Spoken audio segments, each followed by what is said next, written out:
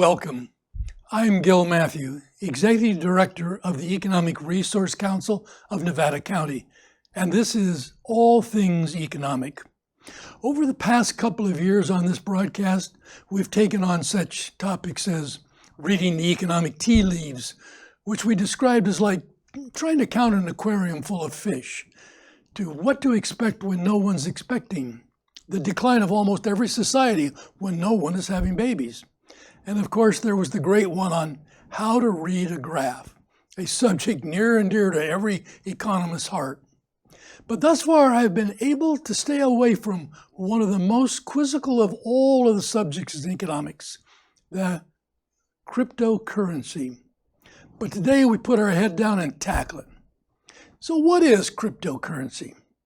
Well, imagine if money and some computer code had a baby, and then that baby joined a pyramid scheme, dropped out of college to focus on a startup, and now lives in his cousin's basement mining Bitcoin. That's cryptocurrency, or basically it's digital money, except it doesn't live in your wallet. It lives in something called a blockchain, which sounds futuristic, like a nightclub for robots. But no, it's just a giant spreadsheet where everyone can see, but no one can erase it. It's like you and your friends are trading Pokemon cards at recess. Every time someone trades, instead of just trusting one person's memory, the whole group writes it down in a notebook so no one can cheat. Each page in the notebook is like a block. Once a page is full of trades, you lock it and start a new page. The pages are linked together in order, so you can always see the history from the very first trade. That's the chain. Everyone in the group has a copy of the notebook. So if someone tries to change one trade, everyone else has a copy to show the truth. That's a blockchain, a giant digital notebook where people can record trades, money, or information. It's secure because lots of people keep copies, and once something is written, it's super hard to erase or change. Dealing in cryptocurrency is kind of like living in the Wild West. People are making fortunes overnight. Others are losing everything. And somewhere out there is a guy trying to trade a goat for a fraction of a Dogecoin. Dogecoin? Oh, you'll have to look that one up in Wikipedia. Back in 2010, someone actually paid 10,000 Bitcoin for 2 pizzas. At today's value, that's like trading a $1 billion luxury yacht for breadsticks. Imagine explaining that to your financial advisor. Yeah, I'd be a billionaire today, but I was really craving pepperoni.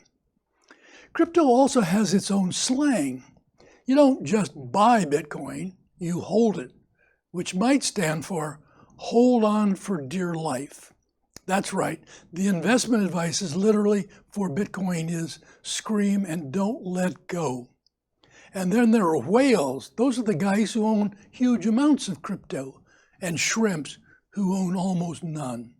It's like an aquarium in there, and the fish are all yelling about decentralization on Twitter. Oh, and then comes NFTs. Remember those? Non-functionable tokens. They can be represented a digital drawing, a song, a video clip, or even a special game.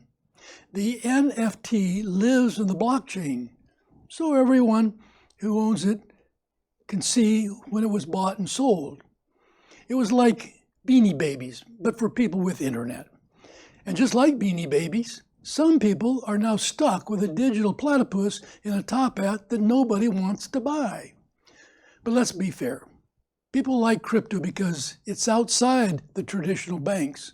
No middleman, no waiting 3 days for your money to transfer, just instant anonymous transactions, which is great if you want to send money across the world, or buy a flamethrower from a guy named Crypto King Jack on the dark web. Either way, it's efficient. If you need to send money back home to the family in the Philippines, it's fast and easy. Of course, the great power can come with great instability. Crypto prices go up and down more often than a yo-yo at a yo-yo convention. One tweet from Elon Musk and suddenly your life savings have turned into a coupon for Taco Bell. And governments still don't really know what to do with it. Is it an asset? Is it currency? Is it a cult? Honestly, maybe it's all three.